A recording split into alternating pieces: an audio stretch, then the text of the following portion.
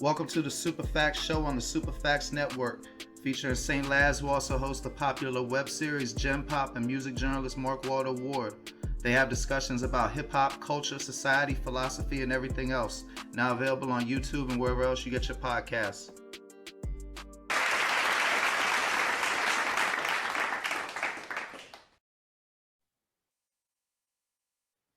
What up, world? It's your boy Mark Walter Ward, Superfacts Show, Superfacts Network. Today with us, we got Kriss Schwartz, musical visionary, helped the first gangster rap artist launch the platform that would become gangster rap, signed the Fugees. I mean, I could do a whole show just listing off his accomplishments. If you want to know more, go buy his book, Ruffhouse, probably the best music book of 2019. Probably would have got a little bit more fanfare if it hadn't been for that damn pandemic. So that's why I like. Well, first off, how you doing today, brother? I'm doing good, Mark. How you doing, man? I'm hanging in there. I'm hanging in there. Are you happy? I know you're happy with how the book came out because it's a fantastic book. But are you happy with you know how it did? How much did the pandemic hurt you? It's been like on Amazon. It's in like musician biographies, hip hop and music business, or hip hop business. There's like about 5 categories, and it's usually in at least 2 or 3 of them, like just about every week. Sometimes it falls out, but then it'll be back there 2 weeks later. So it's done, consistently well. So that's word of mouth. Then that means people keep recommending it. Thank you. I mean, it's a great read. It's a moving read. It's not just about music, but I'm sure like you did an extensive media tour when you released the book. So I'm not gonna keep asking you all the same questions. I don't care. It's all right. Well, I mean, there's stuff about you that goes beyond that. But still sticking with the book for a minute. Not necessarily a regret, but is there any things that stand out that didn't get included that you wish upon reflection you would put in there, especially music wise? Music wise, not really. I'll tell you what I tried not to do, and this was the one thing that when my agent was soliciting publishers, there were some publishers that they wanted like salacious stuff. They wanted to hear about Miss Hill and Wyclef and the Fugees, and I said that's not what it's about. This is about the record label. This isn't about Hey, can you get a little closer to your mic, brother? Yeah, I said this. I told him, I said this is about the record label, and I said I'm not going to get into telling tales out of school about the artist. So but yeah, I can already imagine what they want you. Man, that's not relevant to your story or the story. Yeah, I'll tell you the one good for you for not doing that. Yeah, and the one thing that I do kind of regret a little bit is that I had a lot more background story in detail in the book, and what happened was the way the writing process works is that you write your manuscript, right, and you submit it to them, and they have editors that work on it. Thank God for editors, because I can write, but they're just very good at finding things that aren't phrased right and all that stuff. But what happened was that they in the word processing, word that these word is that they got it set up to where they give you these windows pop up, and they give you the option, like they're saying, well, we think you should take this out, so you can accept or decline. And now, as a first-time writer, I'm kind of like, well, these people know what they're doing, and and they were really good. The publisher was great. Everybody was great.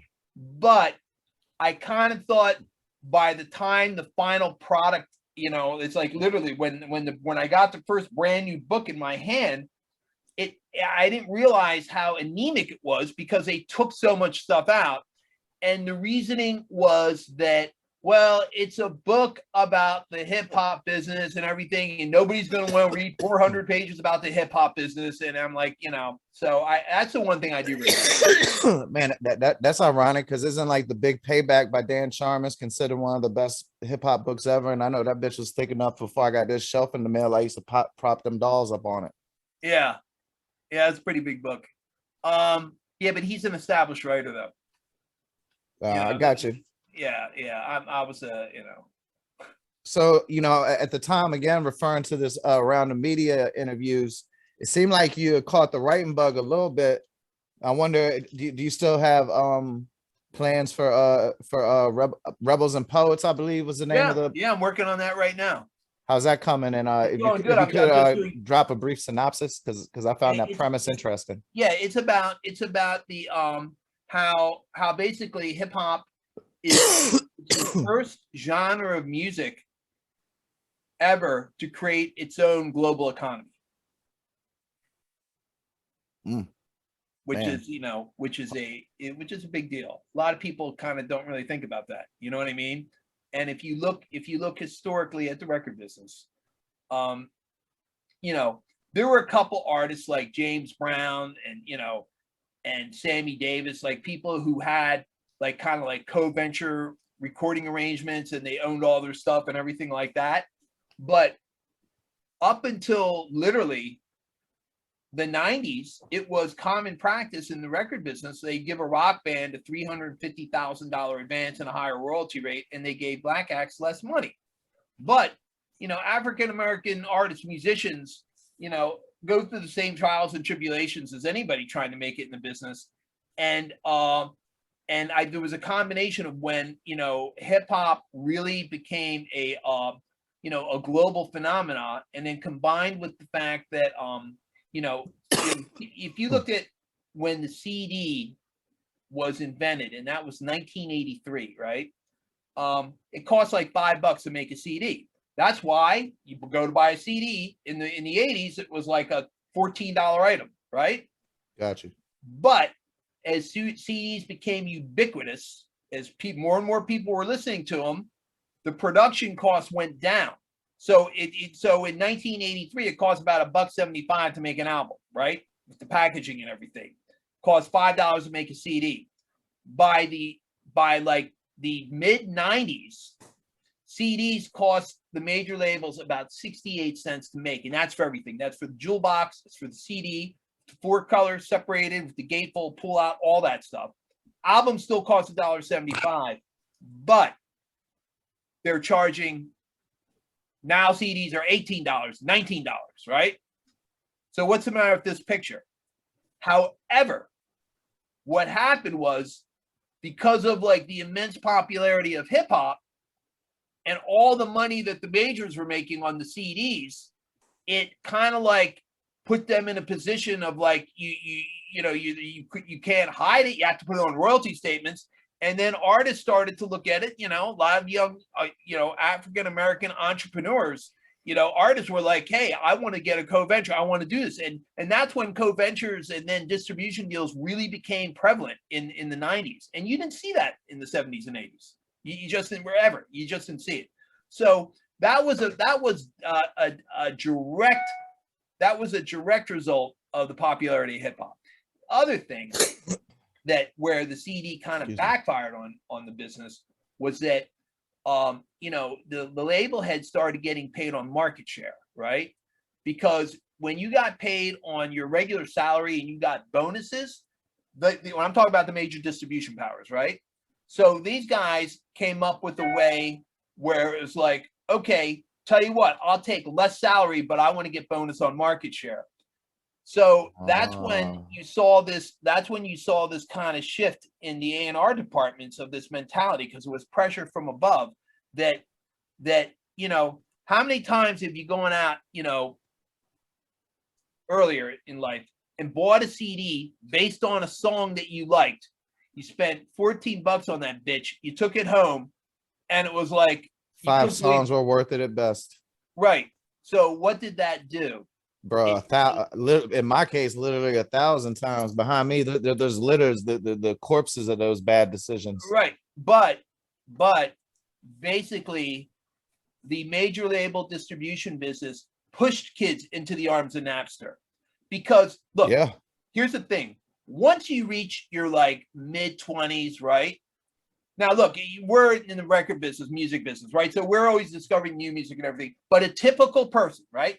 Say, kid graduates from high school, he goes to college, and he gets a job. He's a sales rep for some company. He was buying music, you know, right up through college. But as soon as he gets a job and he gets married and he has kids and everything, suddenly the idea of like going out and spending money on music, it's life's responsibilities kind of like, you know, gets pushed to the backseat, right? Definitely. So your active music buying public, right, are predominantly kids, right? And kids, you know, really aren't what you call audiophiles. So kids didn't give a shit that the MP3 on Napster sounded like crap. They just wanted the song, you know? Exactly. So the CD didn't mean anything. And that's what happened. But now we're back into vinyl records. Vinyl records are massive. Yeah. Damn, I never thought it like that, bro. And then, you know, I'm curious, you know, don't give away anything of your book or anything, but in those facts you were stating, I could just think of just so many different ways that the music would suffer because of that. Do you go into that at all? Well, look, the internet was inevitable. It was inevitable, but the profit margins and the greed involved in the CD. And look, I shouldn't really be, I'm not throwing stones because I sold a lot of CDs, right? But it just, I think the fact that they were just putting out really, you know, I never heard this term literally till like the mid to late 90s, the focus track, right? What do you mean a focus track? Basically what that was code for, oh, this CD sucks, but at least we got one song that's kind of passable, right? Yeah, I mean, it's you know, it is what it is, you know. The internet was going to happen regardless, you know, and music online, all that was going to happen.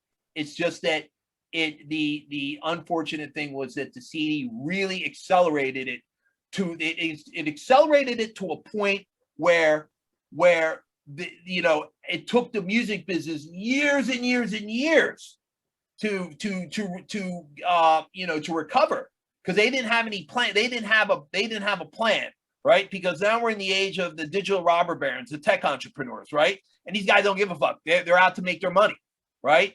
And their whole thing was, well, if the labels don't get the program, then fuck them, you know? So, you know, I have a big theory about that. You know, the Southern dominance. I feel that all these Southern artists were prepared to fill the niche in for a while, and to their credit, Dipset and G Unit with the mixtapes, because what a lot of people don't know is you can go on that Piff and you can go on live mixtapes, and there's a lot of mixtapes that didn't make it to the internet, that were never released. And some of these artists had you know, had already had the DIY mentality for years. I mean, even for instance, even big time artists, Meth Bleak, with the Get Low click he tried to start. You can't find any of those mixtapes on the internet. When I used to go up to New York to cop mixtapes, I'd always get the Get Low ones, and there was at least 10 of them. And at best you can find 2. I mean, they're lost to history. But some artists were actually prepared for that transition period. And let me tell you something. There's some artists out there, like you take a guy like Tech Nine, right? You ever been to Tech Nine show?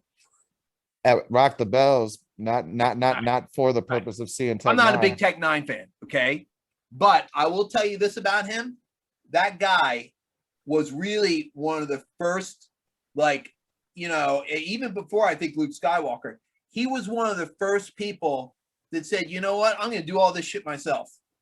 You know? Yeah, but I used to think that too. But you know what I heard, and I'm not gonna get the name wrong, so anybody can look this up. His business partner, his father is like some humongous person in the record industry. Like I've never heard that. Is that true? I'm pretty sure. Okay, but you know why that might make sense? You know why that might make sense? Because just because his father's big in the music business doesn't take away from the fact that the guy was enough of a you know, he was industrious enough to go out and do it. But here's the thing: when he tours, right? You know, he would show up to the venue, and all his merchandising would be in these like collapsible like cages, right? Yeah. Like it was like he ran like a military operation. Warehouse. Know, at said Rock the Bells, it was amazing how much better their merchandise and presentation was than anyone else, but like by a factor of a million. Well, like you said, like big stand-up things with hockey jerseys, and the best other people had t-shirts and hoodies. I mean, and let me tell you something, man, right? And this is not an indictment on hip hop at all in this regard, right? But what I never understood was why, when you have, like, say in Philly, we got a venue called the TLA, right? And so you have a rock band come through there, right? And a rock band comes through, and they've got like 10 different types of t-shirts. They got vinyl. They got all the stuff that they're selling, right? And a hip hop group will come through there, and I'm not gonna say any names, but say some group, right, that's got, say the same amount of market awareness as the band I just talked about, right? They both sell like, say, 900 tickets. Some hip hop groups, they have like one shirt, maybe, right?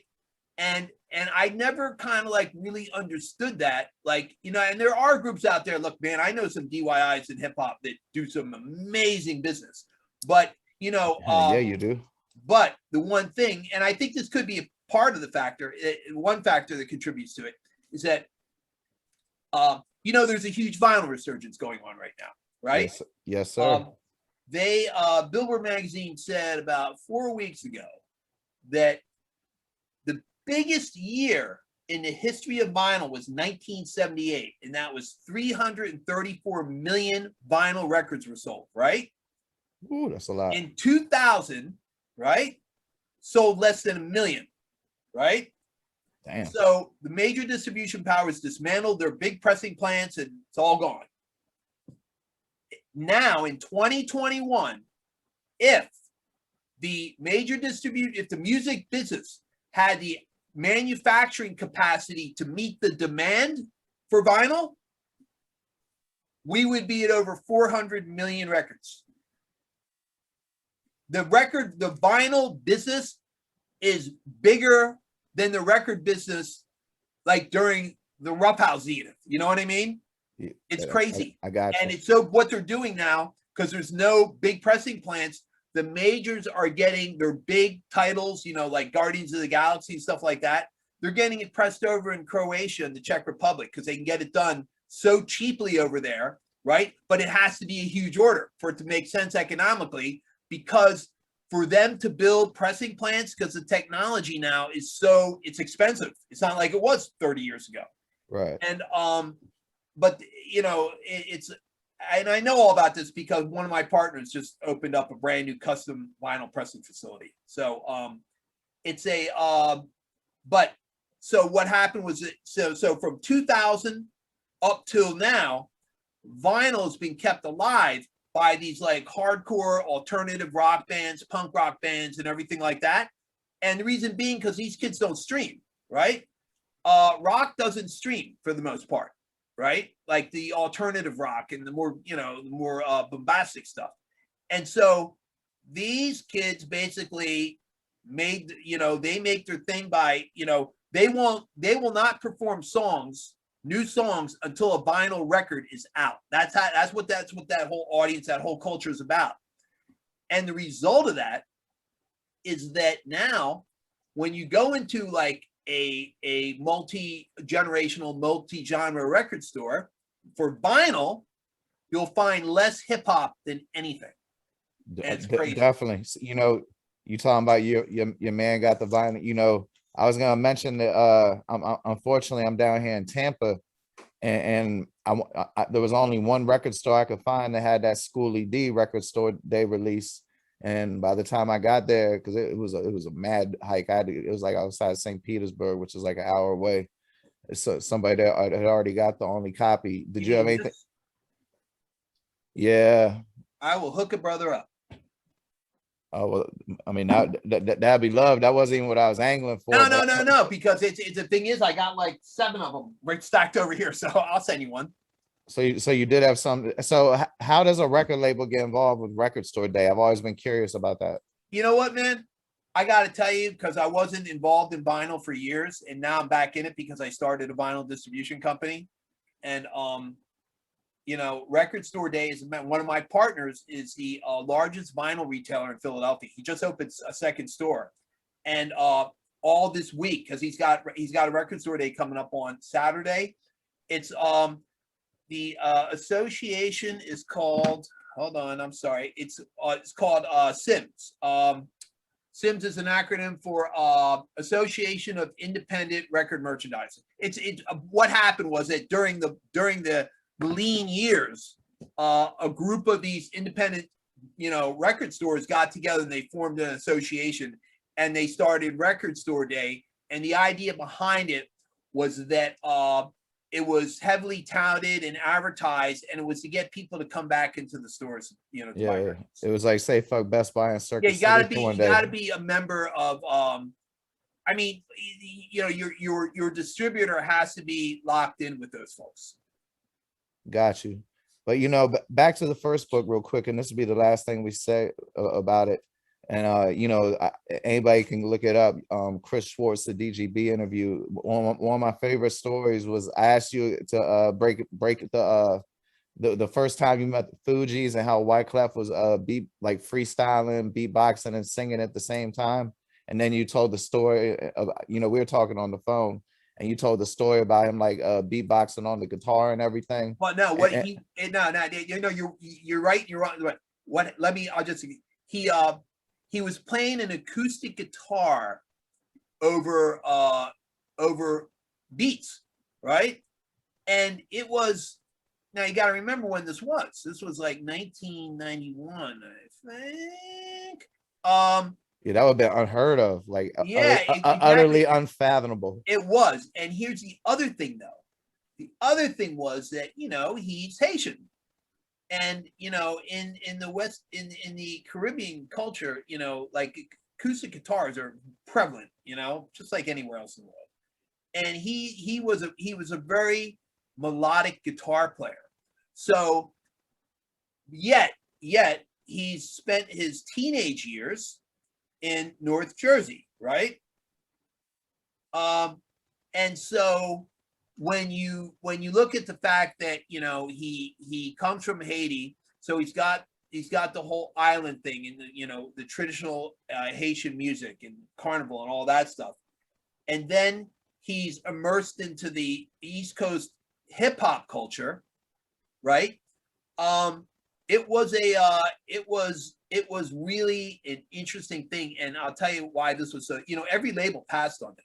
We were the last label that they auditioned for. And here's the thing. At that time, I fucking hated going to hip hop shows because the shit was so boring, right? Hip hop had become so pedestrian, man. Like the, you know, typical show, you know, MC mashed potato, DJ gravy boat, and they're two dancers. You know what I mean? Right. And the thing is, and I'm not going to mention any groups, but some incredibly successful groups. You know, of course you have like PE and Cypress Hill and groups like that. They put on like a show. But man, going to see hip hop live, it was always like horrible sound, you know, and the guys are standing there, and like it's just always boring, right? And the Fugees were so like animated, and they're all over the place, and it was like really, it was a glorious mess. You know what I mean? And the thing is, man, I didn't even know that they were Haitian. I thought they were from Jamaica, right? But, and another thing too is like, you know, there were two girls there, and I really don't remember anything. And like Lauryn Hill was one of them, but I don't really remember her. I just remember Clef. Right. And that alone, and it was really weird. Like within 45 seconds, both my partner Joey and I like knew that we wanted to sign them. You know, I think the way we even connected was somebody clipped me talking about Schooly D, aka Jesse Weaver, and you know I bring his name up a lot. You should interview him. I would love to.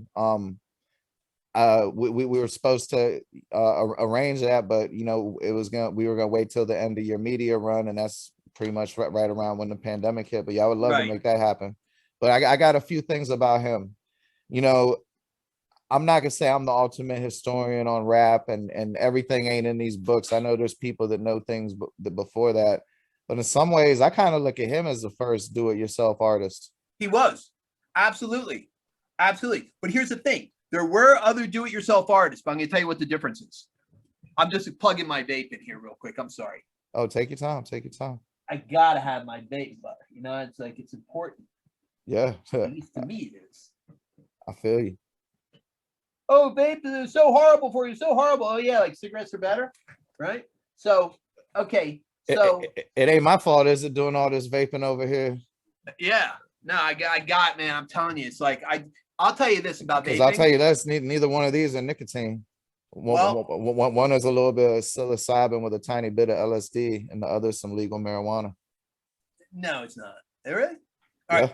So the thing about vaping is that when electronic cigarettes started happening, I tried them a few times, but all these products sucked, and I'd always go back to smoking. And then I went into like them shit you talking about, like them shit you could get like at Walmart and shit. Yeah, they are for shit. Yeah, them shits were terrible. Is I don't feel like I'm poisoned when I wake up in the morning like I used to with cigarettes. Word. You know? And that's the difference. But back to Schooly. So a lot of people, you know, the way hip hop kind of came about was that you know, it as a business, right? Was that it was it was handled mainly by these little production companies in New York that did dance records, right? Like these little 2-man operations, and they do their 12-inch records and everything. And hip hop, the thing about hip hop was that it had very low costs for production, and you facilitated lifestyle marketing applications that didn't cost a lot of money. In other words, you could basically have a hit record and not have to put a lot into it, right? Right. But a lot of these independent guys, whether they're artists or producers, they whenever they did their 12 inches, they would try and make the label look like it was like big money was behind it, right? And on the actual record, and Schooly did the absolute opposite, man. He just went all in, and the thing is about the labels and the artwork and everything, it really was truly like the first, DIY from the get, you know what I mean? It was gorgeous though.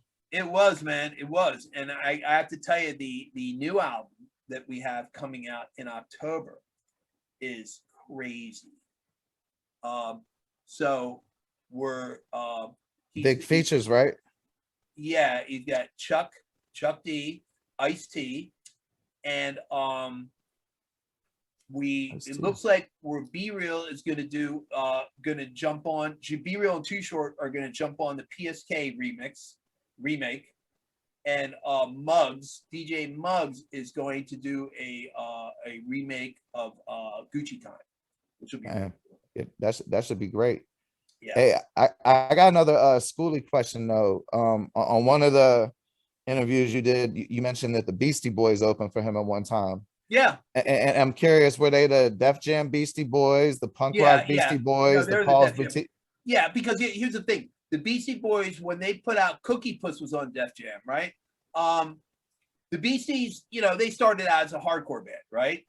And when they went over to the hip hop side, I know that they opened up for Schooly in Princeton, and they opened up for him at the After Midnight a couple times. So, do you remember how they were received? Did it, because like I would imagine the crowd wouldn't have been too familiar with their music at that point. They were so crazy, because I remember like the one dude had like one of his pant legs rolled all the way up, and they kind of like had this look like they were beach bums and stuff. But I'll tell you this, man. I give those guys they pulled it off, but it was also their association gave them credibility. So fuck Asher Roth. They were the real first frat rap then. Yeah, I mean, let's face it. You know, if they was looking like Beach Boys in Princeton, that's the first frat rap.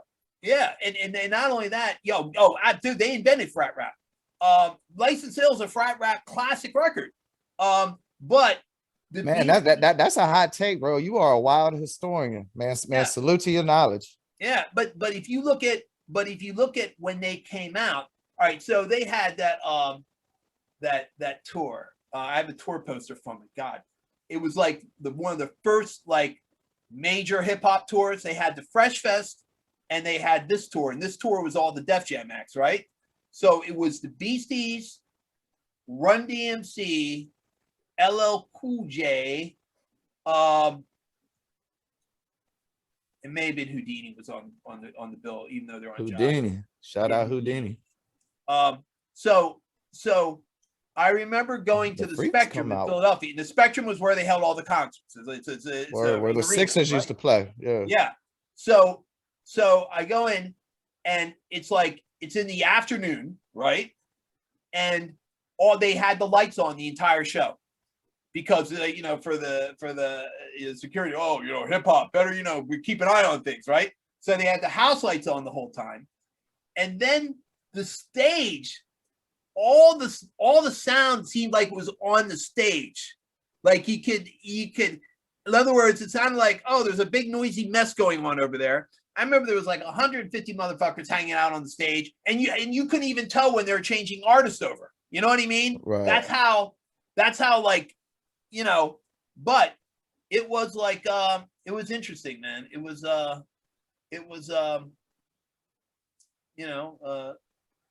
definite like a milestone for hip hop to be doing a show in a venue of that size and have the place like sold out.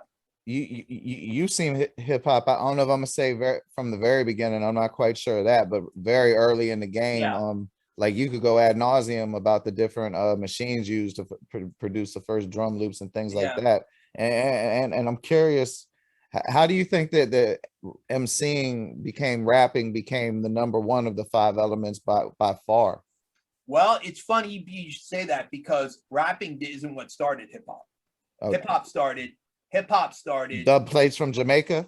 What do you think? No, but there's so many theories. I'm curious, what's yours? My theory is this.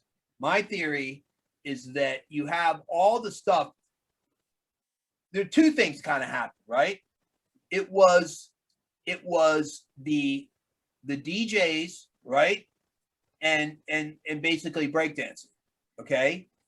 So that whole thing. Hold on real quick. Were they busking as they were doing this? I don't know. I know that term to mean something else. A hat out for money, but like somebody playing a guitar. No, I'm talking about in the parks and stuff like that. Yeah, I'm sure, but I'm sure they've done that. But that wasn't the main motivation. That's what I understood busking to mean. So I was trying to understand. Yeah. But here's the thing. And this is that black radio treated hip hop like shit. Well, the only time in DC they played all that corny ass shit, right? And it wasn't till like the electro funk movement, which was really, really, bought on by the DJs and everything. Like this group right here on my shirt, Kraftwerk. I don't know if you can see that. Oh, bro, from our interview, I've become a huge Kraftwerk fan. I went way down the Kraftwerk rabbit hole. Yeah. So you gave me one. I don't know off the top of my head. You gave me one song to recommend, like to listen to first. It's in that Dirty Glove Bastard article, and me and my wife listened to it, and we were like, "Damn, that's like 100 rap songs we know right there." Oh yeah, it was probably Trans Europe Express. Yep. That's exactly what. Yep. Yeah, because that was what they used for Planet Rock. Oh, now you pulled my coat to that. I went way down the Patchwork rabbit hole, read up on them and all that. That song, crazy.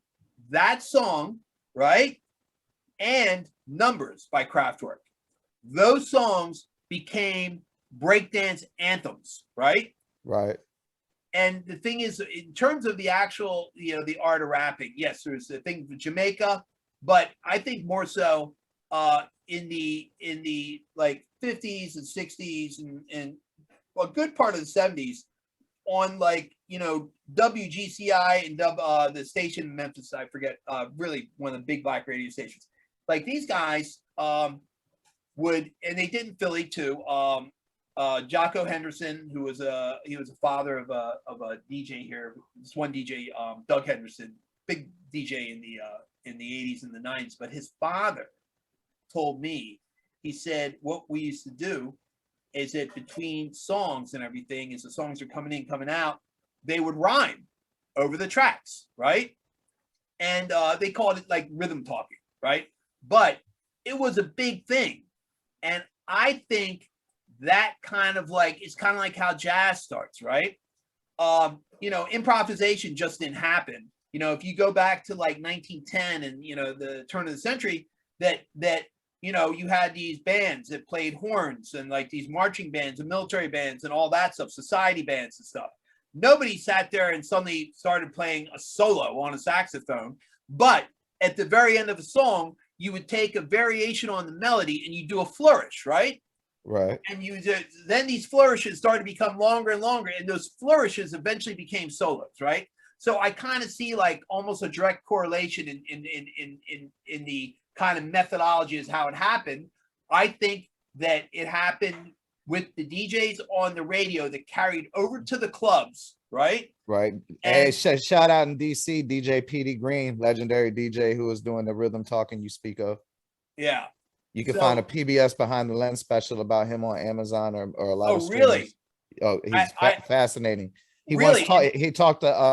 He got into DJing. He was locked up in Lorton because everybody who went to prison in DC went to a federal prison, Lorton, which has been closed. And he could talk so good that the guards and the warden once actually had him calm a riot down during the troubled civil rights era by him just talking over the loudspeaker. Well, another thing too, there's another part of this that like there's a lot of like poems and stuff that were told. You mean like Gil Scott Heron and stuff like that? Well, Gil Scott Heron, yeah, but do you know the signifying monkey? You ever heard that? Yeah. Okay, so you know the story, right? So that is a like a traditional poem that people would say, and they would do it at barbecues and stuff like that. But it has like a rhythmic element to it. And so I think it's like a combination of a lot of things. I agree. But the truth of it is that electro funk, and I was talking about this in an interview with Questlove, that if you looked at the very early 80s, there wasn't a lot of hip hop to program on the radio in terms of like commercial hip hop that you could play, right? Like releases. Yeah, there was like probably 45 minutes of music, right, on the whole. Right. And it wasn't like, you remember groups like Nucleus, right? Jam on It. Yeah. Here's the thing. That song was very instrumental in bridging the gap between commercial radio and like underground and what you'd hear at clubs and everything like that for hip hop. So I kind of think the electro funk movement really kind of gave the rapping part of it the leg up, right? And not to interrupt you, was that Patchwork? Was that the first thing that was used as like a break beat, a break beat? I'm sorry. Like looped and all that. What are we talking about? Nucleus? Not anything like some people. You're talking about Kraftwerk. Yeah. Kraftwerk. Absolutely. It was Arthur Baker, who's a dope producer, and African Bambaataa. They took the Kraftwerk song and they fucked with it, Because I would argue musically, like I can't comment about the graffiti or the breakdancing, that just as the birth of the music, like you can't tie it to the rhyming because there's so many different forms of rhyming music. but like the breakbeat to me is the creation of hip hop, in my opinion, for whatever that's worth. But here's the thing: where did the breakbeat come from? That's why I was just asking you that. The breakbeat came because DJs would create these like rhythmic motifs, right, on the turntables, and then a song like Trans Europe Express and Numbers, right? Okay. Those tracks were like the catalyst, right? And those songs are really more commercialized and on radio long before like really hip hop as we know it, like with rapping and everything. So I think without the breakbeat movement, I don't think we'd have hip hop as we know it. That's just my humble opinion. I mean, and while you're being humble, you the time I talked to you acted your music. Maybe you could say your music career is obscure at worst, but you were certainly ahead of your time when it came to like looping and sampling and things of that nature. Well, the thing is though, and I talk about this all the time. In 1981, like I knew who Grandmaster Flash was. I knew all the Sugar Hill records and everything like that, but I wasn't like, you know, massive hip hop, like going out, you know what I mean? I was into Kraftwerk. I was into like Klaus Schulze, Tangerine Dream, Neu, Cluster, you know, all these obscure German electronic groups. That was my thing. And it was getting into like that and doing drum programming and everything that kind of like, you know, took me down the road to hip hop. Yeah, because by the time I was immersed in it as a producer, I'd already been doing drum programs for like 2.5 years. Do you remember the first sample you ever heard? A vocal sample, that is? Wow, that's a good question, man. Because that's something you should remember. Like the first sample, you know what I mean?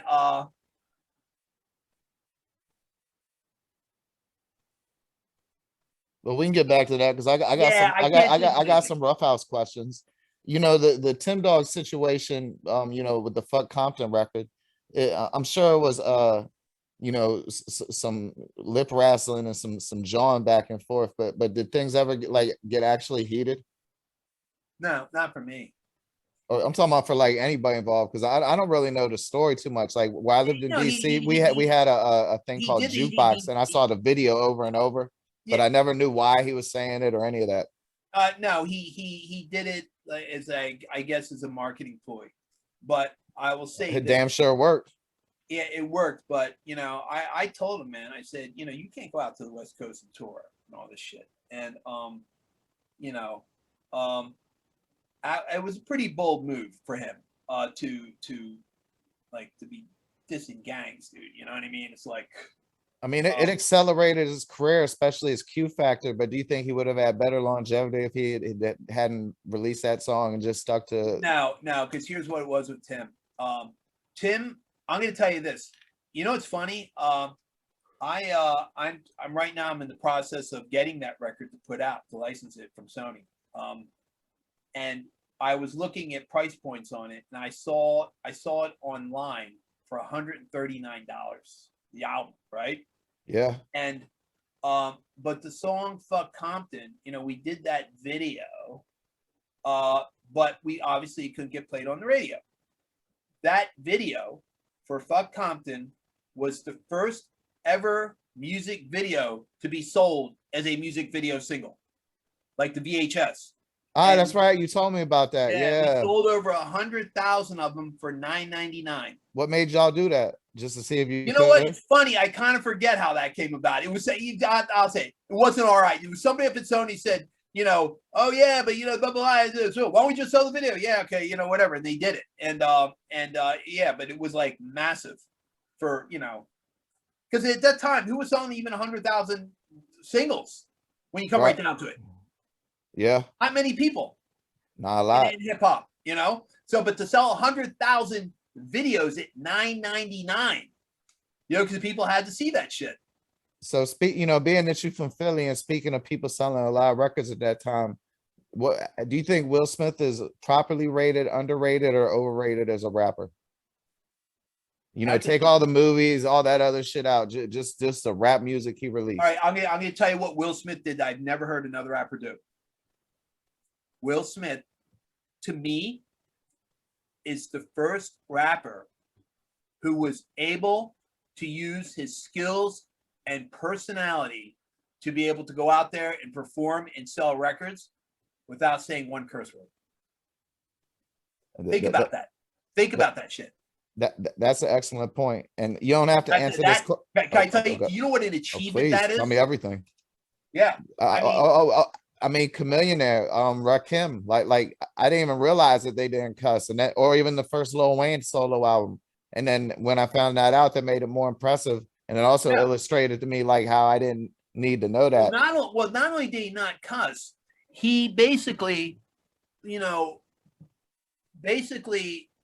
was able to tell his narrative, his story, and to do it in a way where it was convincing enough, and he was funny, and all this stuff that to me it's like, and I'll tell you this, man, when after the first cut the records, right, because we did all his records at our studio, when Summertime came out, it was like, wow, you know what I mean? Oh yeah, I remember.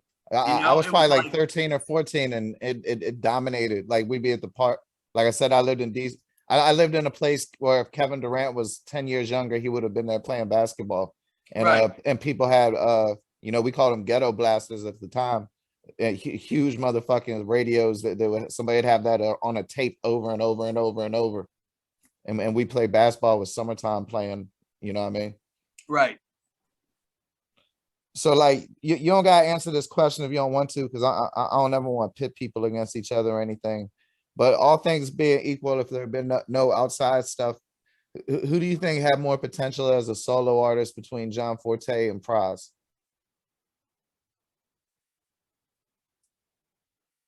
That's a tough one.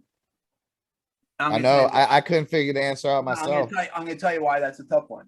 And it's because the thing is that Pras does not get the credit he deserves. So not remotely. Nope. He put that shit together, number one. Okay. The Fugees was his idea. He had to go to talk to Miss Hill's parents to talk them into letting her be in the group. Right. So from that standpoint, and John Forte, man, he's a good cat, but I don't know. When I look at okay, who had the that's a tough one, man, because if anybody wants to suggest that he lacked anything, but I'll tell you this, his album sold a couple million copies worldwide, so he has an all-time hit, introduced Maya to the world. Yeah. So yeah. So while we talking about Fugees, then do you have any? I mean, I don't want nothing salacious, obviously, but just how did I don't know I say it right, Bono? How did he come to be on a Wyclef song? Did you have any involvement in that? Oh, Wyclef was one of the biggest producers at the time. Do you remember when that song was made? Because like, I mean, I guess it makes sense, but like I was looking through Discogs because Ruffhouse has so many releases, and it just struck me. I was like, damn, I don't remember ever hearing a song with Bono and Wyclef.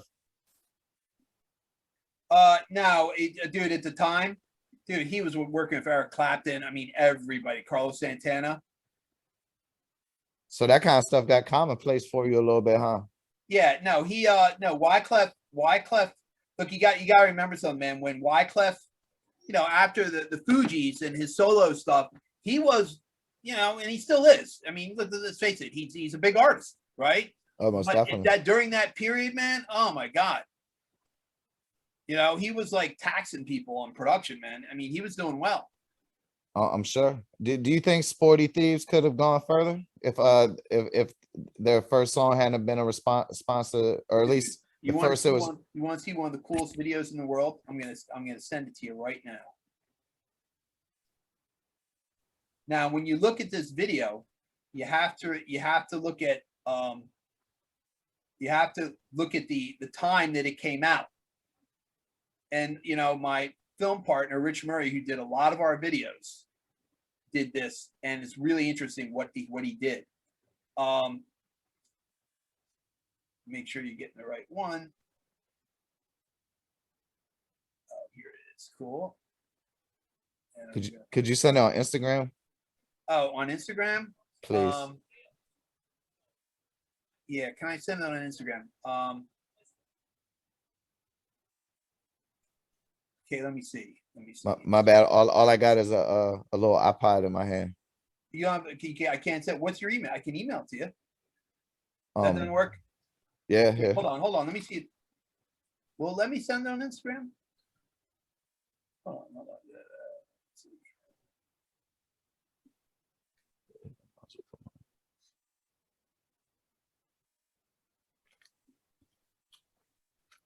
So while we working on that, I'm curious. Are you surprised at how it's not giving me the option? I'm about to put my email in the chat for you.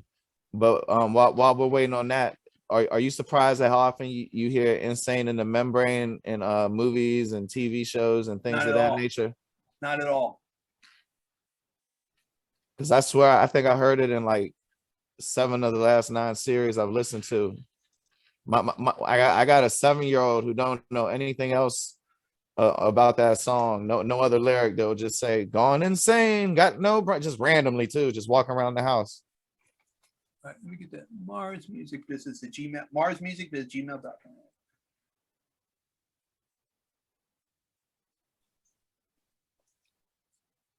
Do you recall meeting DMX before y'all signed him to that single deal? He met Kurt Woodley was the one who brought him to us.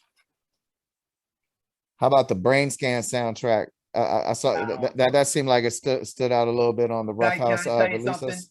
Yeah, that was one of those things that kind of happened because I don't know how it happened, but it happened, and it was it's one of those things. If I had known what the whole thing was about, I wouldn't have done it. Well, let me ask you this though, just that George Clinton song, you know, I mean, I ain't trying to damn it with faint praise, but it ain't half bad. Would you rank it in the top half or the lower half of his discography? Which George Clinton song? The one on the Brain Scan soundtrack. He got the title track. Right. I gotta be honest, man. It's like that was one of those projects. Like here's the thing, we started putting it together before I saw the movie. And when I saw the movie, no disrespect to my boy Ed Furlong, you know, my man's them's a decent actor, but that movie sucked. And you know what's funny? It sucked so bad nobody's ever seen it. You know what I mean? So, yeah, like I ain't gonna lie, I didn't know what that movie was, to be honest with you. It's about a video game that like makes you think that you murdered somebody. It's fucking it was so dumb. Got you. And y'all worked with Jagged Edge at some point? No, that's Jermaine. Jermaine Dupri? Yeah. That's Jagged Edge is his artist. But we bought Jermaine. Jermaine was like, you know, our guy that we bought into the gig. He was an A&R or he had some type of executive position at Ruffhouse? No, man. He Jermaine Dupri managed Kriss Kross. First artist ever, or the first producer ever to have a multi-platinum record, and he was 15 when he produced it. Good Lord. Yeah, Jermaine's no joke, dude. Yeah, I don't think he gets his flowers. I'm not impugning upon the talents of the Kriss Kross kids, right? But the simple reality is all that was put together by Jermaine. I mean, yeah, I mean, he just saw how they looked. I mean, from seeing somebody at a mall that's selling over 10 million records or however, I don't know the number. I know it's humongous. Yeah. I mean, like, there's not too many people that could walk into a mall and look at somebody and do that. Yeah, that's crazy. You know, believe it or not, I'm a little bit aware I know I'm gonna say this name wrong. Who Armand Van Helden is. Armand Van Helden. Yeah, there you go. How'd you you know, you seem like, were you the one dealing with the see, I never know what to call that music. Like, would you say electronica? It's EDM. Okay, but this was way back before EDM. People even knew what the shit was. We did a deal. We did Armand Van Helden, we did a deal with this company called Ovum, which was Josh Wink and King Britt. You know Silk 130? You ever heard that record? It rang a bell. I didn't have time to listen to it. I did this EDM label back in '96.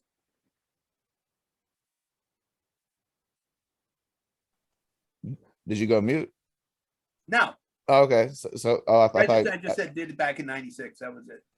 So you were the point man on this. So why'd y'all stop? Why'd y'all stop? No. I got to help give the right credit to the right people. That was Kevin Glickman, who started as our in-house attorney, and he was really into that music, and so he had talked me into it. You know, I know you said y'all got signed to Sony, right? Yeah. How did they feel about the EDM releases? They loved it. Yeah. Yeah. I mean, look, I'll tell you this. So this kid named Josh Wink, right? He was a very well-known DJ who was getting paid big money to go, do these raves in Europe and everything. And he had a song called Size 9 that sold over 1 million copies in Europe, and he was a big deal. So Sony UK totally backed us on signing him, doing this whole thing. The problem was we did the deal. We gave him a label deal, all this money. He didn't give us his record for like almost 1.5 years, 2 years. By the time we got his record, no momentum. Yeah. Yeah. Do you when something like that's happening, like I don't even ask what how are your feelings? Do you become angry at the artist? Oh no. No.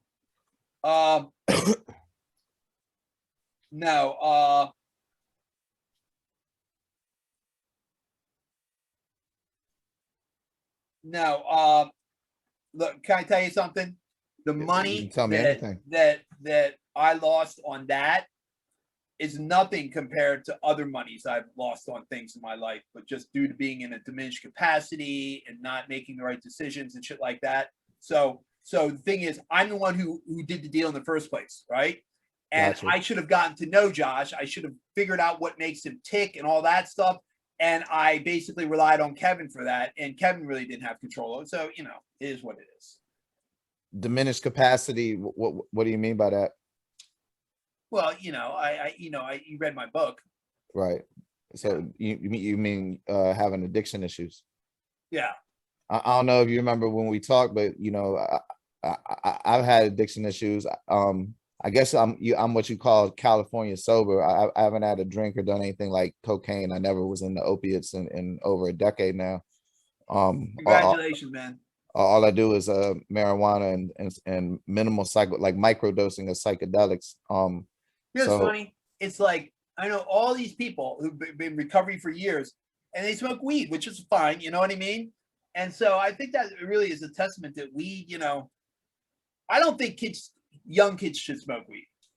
Not either. I mean, there's science on your brain doesn't fully form. I don't want to get wrong. It's like 21, 22, 23. I have no issue with my kids smoking weed once they get past the age that their brains fully form. And there's science that says that like if you smoke it when you're a teenager, it hinders your brain development. So obviously that ain't no good thing. Well, I've hung out with enough people who smoke a lot of weed who were like 17, 18 in the studio, and it's like it boggles my mind, like that they will sit there and they'll smoke like a Blackwood or something, and they'll suck it down and they'll light up another one. Like, and I'm like, well, how high can you get? But, yeah. Nah, I can dig it. But what I was gonna ask you then is, so what was your turning point? When did you realize like, yo, this shit gotta stop? I guess it was in the late 90s. Was there any like one event? Like I can tell you personally, I took a large portion of the rent money when I had a 6-month-old to my eternal shame and discredit. And when it's not even quote unquote, when the actual bender was over, I was like, no more of this shit. Because like, to be honest with you, I couldn't really mess with AA because going to AA. But now here's the thing about AA. AA isn't good if you're recovering from drugs, right? It made me want to get high. Well, the thing is about AA is that AA don't want you talking about drugs, right? They want you to go to NA for that shit. Or going to NA. Like I don't like hearing the stories. Like I said, they would make me want to get high. Like I would be in there wanting to get high. So like I use like exercise as recovery. I went from like 340 to 170. Really? Yeah, Oh, yes. I was really fat at one time too, but not for that long though. I mean, a lot of things people don't know about cocaine is if you're not doing it like all the time, like you'll come down, eat a lot, sleep a lot, and it's real easy to gain weight. But you know, speaking about your career, you know, now how's Ruff Nation going? Well, we're a full service vinyl distribution company. We're doing I'm doing the new Be Real record. We're doing the Cypress record next year. I'm doing a Tough Crew Lost Archives Volume 1. I'm doing Schooly's new album. I'm doing the Fugees Score triple vinyl set reissue. Ooh. Yeah, I'm doing a lot of records. I don't know if you can see it behind me. I got actual like record store record rack. There's another one over there too. I'll definitely be looking forward to getting some Fugees vinyl. Yeah. I mean, and you know, I'm not trying to get it on the hip. Like I love contributing to that. Like, you know, I wish more people would buy. Like I feel anything that, like I like to support music, so I feel anything that supports musicians. I mean, because to me, the ultimate goal for a musician is to be able to live as a musician and be able to retire comfortably. Yeah. And, you know, make music that they want to do. Like if some people want to make cash grabs, hey, good for them. I'll never knock anybody for that. You know what I mean? Before we get out of here, you know, one thing I've forgotten about and I didn't get to in our last interview is how involved were you with the Mountain Brothers? Because you know, as artists, like again, I don't want damn with fan praise, but not only were they not half bad, they were pretty good. And they were the first Asian hip hop group too. Yeah. First Korean hip hop group, really.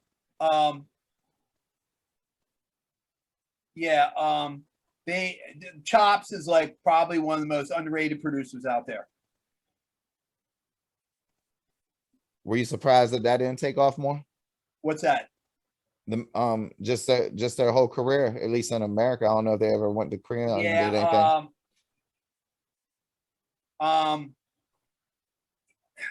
I don't know. I don't really remember because that was very, very early on. I'm sorry, I'm getting bombarded with text messages here, so it's got you. Well, shoot. Other than what you got coming up, I think I pretty much really covered everything. Like I said, I tried to shout out Schooly D, and I guess we didn't say anything about how's the Jesse Weaver artist career going? What's that? As an artist, as an illustrator? Yeah. Yeah. You know, it's funny. Every time I go to his house, he's doing a painting he got commissioned for. It's unbelievable. Did he have an exhibition? Yeah, he's been at MoMA. Man, wow. Yeah. He's the real deal. That's incredible. Wait till you see his new album. Did you ever remember the first vocal sample you heard? No. Nah, it was probably like some Beatles shit or something. What was your nobody would sample the Beatles. That'd be hard to do. What do you remember as the first? Your first? I don't know, but I remember Nas was the first person I ever heard sample himself on a song on a hook. Right. On It Was Written. That'd be about for me. But I mean, like my entry into rap was more like Raising Hell. Right. I mean, I remember all those Fresh Prince records we were talking about earlier, and I remember like being a kid and laughing hearing them. So, Mark, there's something I want to talk to you about, like off recording and off camera, right? Okay. Can I hit you up later on? No doubt, bro. You can hit me up anytime. Yeah. I just say, let me tell you, I got my phone's blowing up right now, and I just have my fan on over here. I'm in the third floor of my house. My house was built in 1790, and so I turned the air conditioner off because you're recording this, right? And it gets really, really hot up here. So I got to turn my AC on, brother. Hey, we all good? That was more than enough. No, but I got something I want to ask you though later on. So I'll either hit you up tonight or tomorrow morning. All right, well, that's a bet. Chris Schwartz, thank you for your time. Mark Waldo Awards, Super Facts Show, Super Facts Network, and I look forward to talking to you, brother. My brother, talk to you later, man. Have a good one. Thank you. All right, Talk to you man. soon. Bye. No problem. Peace.